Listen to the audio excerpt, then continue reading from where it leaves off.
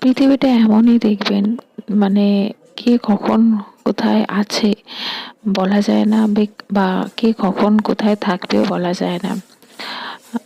মানুষ আজ আছে, আজ নেই, কখন কার কি হয়ে যায় সত্যি আনএক্সপেক্টেড, মানে এরকম একটা ব্যাপার হয়ে যায়। মনেই হয় না সত্যি এই ঘটনাটা ঘটেছে। তো হ্যালো বন্ধুরা, তোমাদের স্বাগত জানাচ্ছি আমার চ্যানেলে আবার একটা নতুন সুন্দর ব্লগে। তো গুড ইভিনিং বন্ধুরা, আজকে হচ্ছে 3 ডিসেম্বর। তো আজ বুধবার। বুধবার ইভিনিং থেকে আমি ভিডিওটাকে আবার শুরু করলাম।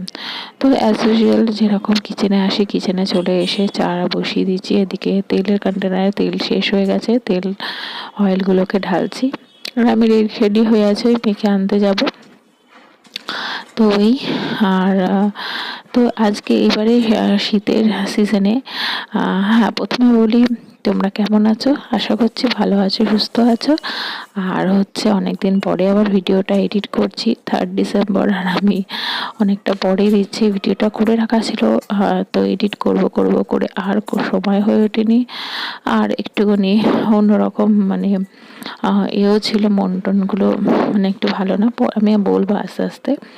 আর তো শর্ট ভিডিও দিয়েছি, দেওয়ার ইচ্ছা ছিল না, তাও একটা তো চ্যানেলের একটা তো থাকতেই হয় না, তো সেই হিসাবে আমি শর্ট ভিডিও দিয়েছি। তো যাই হোক, এর আগে একটা ভিডিও দিয়েছিলাম, সেগুলোই ওই বলছিলাম না, এবার আসবে ভিডিওগুলো, বেশি দেরি হবে না। মানে রেগুলার তো দিতে পারবো না, মানে যেরকম পারবো দেবো, কিন্তু এতটা গ্যাপিং হবে না। তো যাই হোক, এই এখন বলছিলাম যে শীতের এইবারে শুরু, মানে প্রথম ফার্স্ট আমাদের বাড়িতে মেথি শাকের পরোটা করবো আজকে। তো সে তারই প্রিপারেশন করছি। আর এই আটা নিয়ে নিচ্ছে, আটা দিয়ে আমি করি মেথি শাকের পরোটা। তো এই সিজনে ফার্স্ট হচ্ছে মেথি শাক, আমাদের মোটামুটি 2বার খাওয়া হলো। পরোটা একবার খেয়েছে, একবার চচ্চড়ি, না 2বার না, সরি 3বার, চচ্চড়ি আর একবার মেথি শাক ভাজা খাওয়া হয়েছে, আলু দিয়ে যে মেথি শাক ভাজা। তো এই শীতকালে দেখবেন বিভিন্ন শাক টাকও পাওয়া যায়, খেতেও ভালো লাগে, তাই না?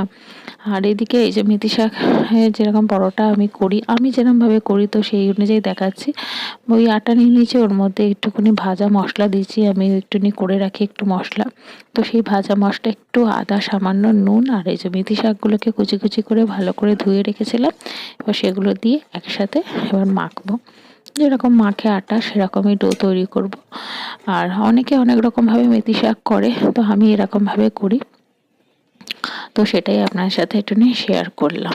আর আজ মেথি শাকের পরোটা হবে, আর আলুর দম তার সাথে সাথে। তো শীতকালে যে ছোট আলু, সেই আলুর দম না, এমনি নর্মাল আলুরই আলুর দম হবে। তো এই দেখুন, হট করে গ্যাসটাও শেষ হয়ে গেছে। তো হাজব্যান্ডকে বললাম, হাজব্যান্ড ঘুমোচ্ছিল, তো বলছে আমার নাইট শিফট থাকলেই এরকমই হয়, গ্যাস ফুরিয়ে যায় সিলিন্ডার। তখন ওকে ঘুম থেকে উঠে তুলে বলি লাগিয়ে দাও, আমি লাগাতে ঠিক পারি না, তো সেই জন্য ওকেই বলি। তো এখন এই গ্যাসটা ফুরিয়ে গেছে, তো এখন লাগিয়ে দিচ্ছে। ওই হচ্ছে, কখন কি কার কি হয়ে যায় না বোঝা যায় না, যেরকম গ্যাসটাই দেখুন হুট করে শেষ হয়ে গেল, তাই না? তো যাই হোক, এখন এই হাজব্যান্ড গ্যাসটা লাগিয়ে দিচ্ছে। ওই বলা হচ্ছে যে গ্যাস সিলিন্ডারে যে ওটা টাইট করে দিয়ে যায় না মুখটা, তো মানে নবটা যেটা, তো সেটাই খুলতে পারছিল না। তো ওটা মাঝে মাঝে আমরা খুলে নিই, ওরা আবার একটা টাইট করে দেয়, তো এর মধ্যে থাকে বলে একদম যেমন টাইট মতো হয়ে যায়, এয়ারটা ঢোকায় বলে, তো ওটা সেফটির জন্যই ওরা আবার লাগিয়ে দেয়, তো সেটাই। তো এখন লাগিয়ে দিয়েছে হাজব্যান্ড। তো ওটাই হাসছি যে তোমার ওই নাইট থাকলেই এটাই হয়। তো যাই হোক, এখানটা আমাদের সিলিন্ডারটা থাকে, তো এইটা এগুলো সরিয়ে এখন এই সিলিন্ডারটা লাগিয়ে দেওয়া হলো। এবার আবার রান্নার প্রস্তুতি চলবে। তো এই হচ্ছে ব্যাপার। তাই হচ্ছে, লাইফেও দেখবেন সব কিছু থেমে থাকে না, মানে একদিন না একদিন সবারই সব, মানে কি বলবো, শেষের দিক আসে, তাই না বলুন? আমি ভাষা খুঁজে পাচ্ছি না বলার, তো সেরকমভাবে আমি ভাষা প্রয়োগ করে কথাগুলো বলতে পারলাম না। তো যাই হোক, এখন এই যে গ্যাসটা লাগিয়ে দিয়েছে, এবার যেখানকার জিনিস সেখানকারে রেখে দিই।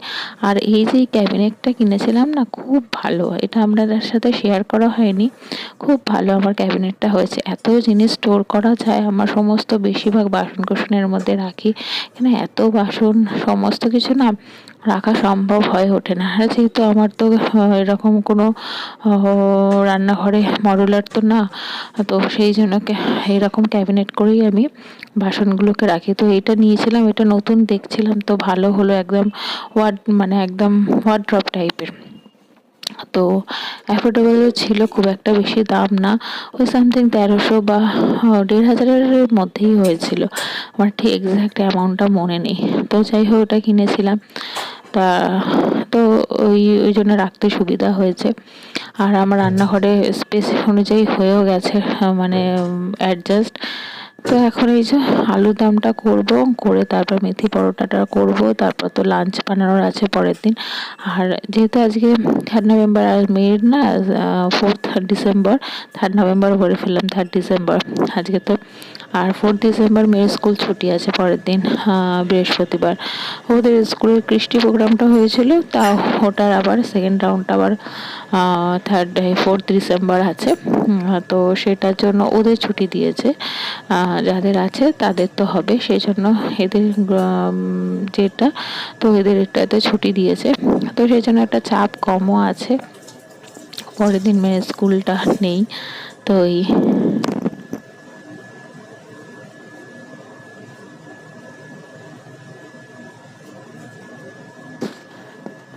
তো শীতকালে দেখবেন সবকিছু যেন একদম জমে যায়, যেরকম আমরা মানুষরা জমে যায় সেরকমই তার সাথে সাথে ঘিটাও দেখুন জমে গেছে। আর এমনি ফ্রিজেও ছিল। তো আমার বাইরের টেবিলে, মানে ডাইনিং টেবিলে একটা ঘি শিশির থাকে, তো ওর মধ্যে ঘিটা ঢালা থাকে। তো সেটাই এখন ওই গ্যাসের সামনে বসিয়ে দিলাম যাতে গলে যায়, তাহলে ঘিটা আবার ওই কন্টেনারে ঢেলে দেবো। তো আলুটাকে এখন সিদ্ধ করে নিয়েছিলাম, হালকা বয়েল করে নিয়েছিলাম, করে নিয়ে তারপর আলুর দমটা করবো। ছোটো আলুর দম খাওয়া হয়ে গেছে, তো এটা বড় আলু দিয়েই করছি। আর ছোটো আলুর দম বেশ ভালো লাগে। এই নতুন আলুর সিজনে দেখবে নতুন আলুর এই আলুর দমটাই আমার যেন বেশি ভালো লাগে।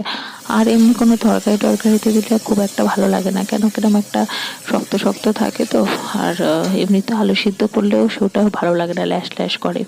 আর আমরা যেহেতু চন্দ্রমুখী আলু খেয়ে খেয়ে অভ্যস্ত, তো মানে ওই নতুন আলুটা ঠিক আমাদের অতটা ভালো লাগে। ওই আলুর দমই পর্যন্ত ঠিক আছে। আর আমার হাজবেন্ড একটু ভাজা খেতে ভালোবাসে, পোস্ত ছড়িয়ে যে ভাজাটা হয় নতুন আলুর।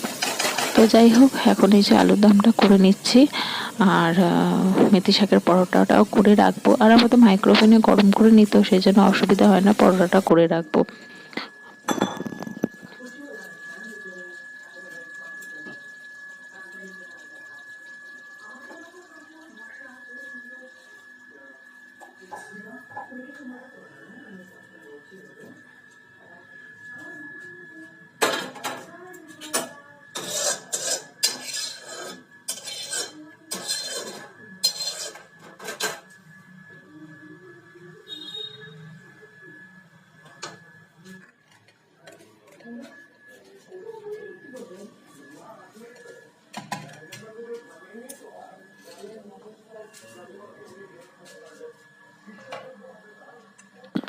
আর এদিকে আলুর দম হয়ে গেছে, আর লাঞ্চে করব কালকে চচ্চড়ি করব সমস্ত সবজি দিয়ে। তো সেই চচ্চড়িটা আর এই আনাজটা কুটে রাখা আছে। আর এখন শীতকালে সমস্ত চচ্চড়ি খেতে খুবই ভালো লাগে, শীতকালে মানে খেয়ে আরাম। তো এখন এই মেথি শাকের পরোটাটা করে নিচ্ছি।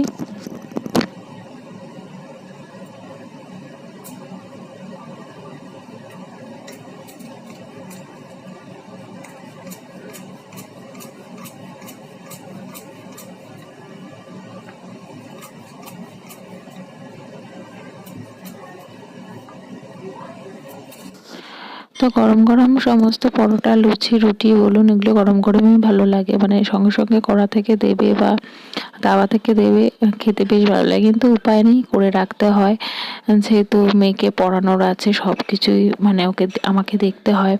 তো সেই জন্য আমি এইসব রান্নাবান্নাগুলো করেই রাখি, কেন সব কিছু সামলাতে গেলে দেখবেন অন্যদিকে অনেক কিছুই করতে হয়। তো যাই হোক, মেয়ের জন্য এটাই করতে পারি। তো সেই জন্য এইসব রান্নাবান্নাগুলো আমি করেই রাখি, আর গরম করে নেবো, কোনো চাপ নেই।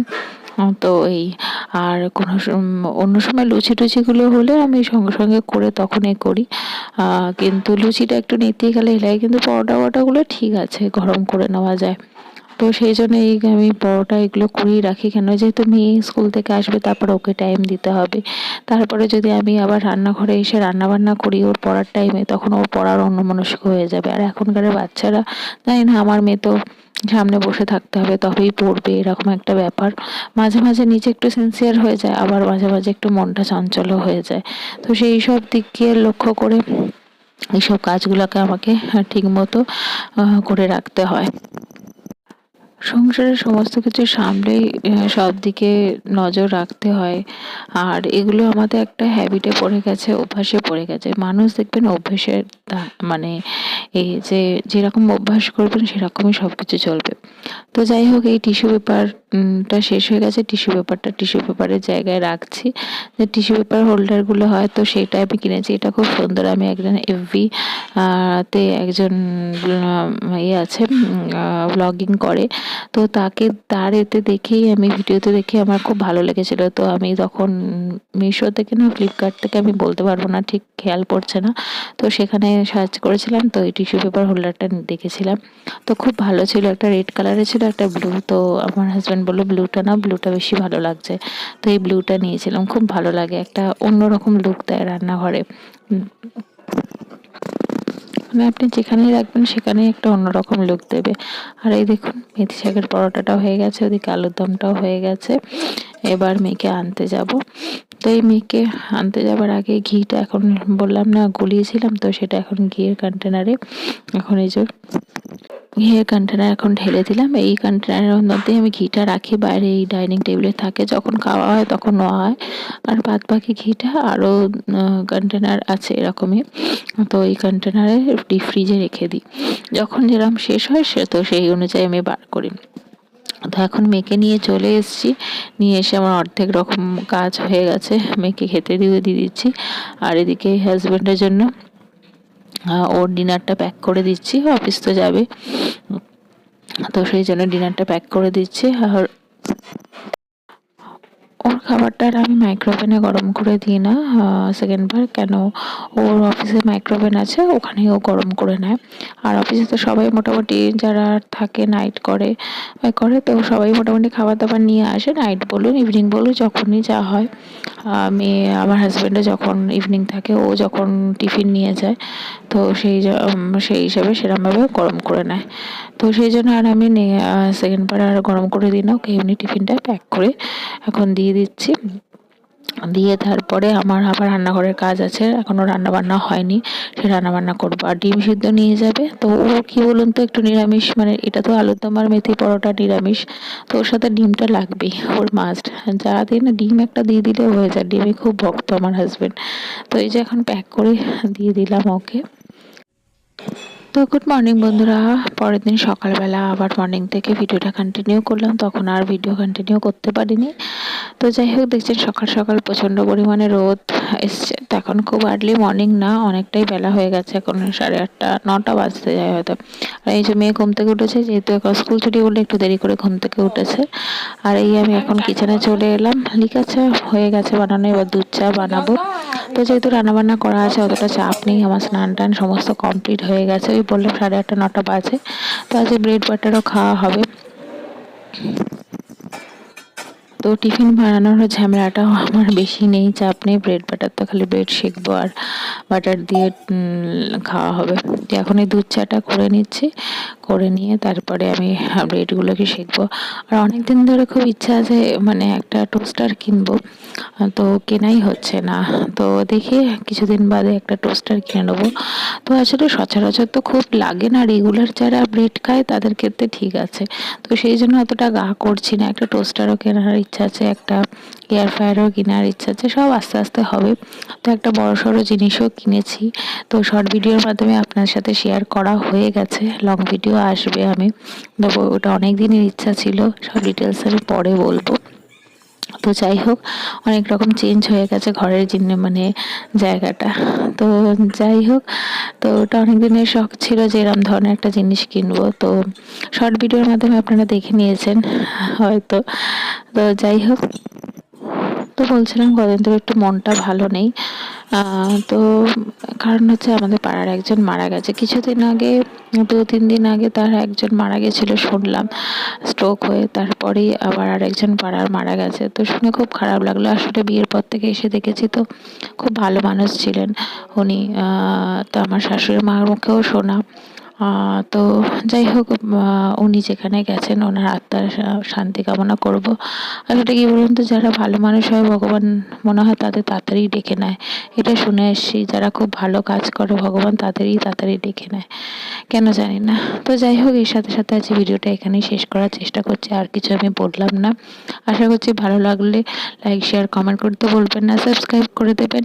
আবার একটা অন্যরকম সুন্দর নতুনত্ব ব্লগ নিয়ে আসার চেষ্টা করব। আমার সাথে থাকবেন, পাশে থাকবেন।